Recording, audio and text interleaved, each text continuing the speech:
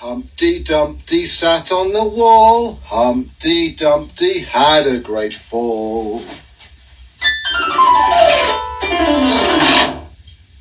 All the king's horses and all the king's men couldn't put Humpty together again.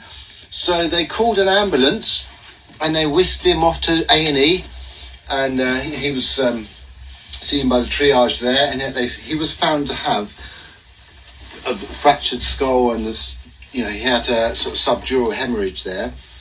And he was treated, trachea inserted, IPC monitors put in, and the rest of it.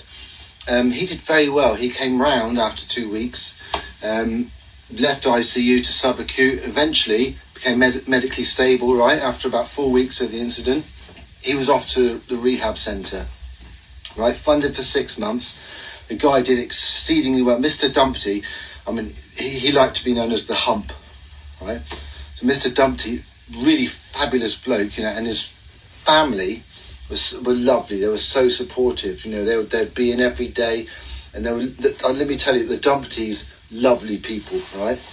Particularly Mrs. Dumpty, she was she's a little bit younger than Mr. Dumpty, a bit tasty, fair play to the Hump, fair play to him.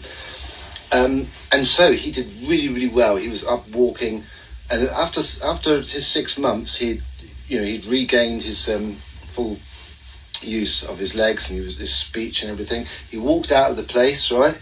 And the Dumptys, they showered us with chocolates and everything we had, it was such a lovely day. And now he's Mr. Dumpty, right? He's back up on his wall, and he's got a hard hat and harness and everything.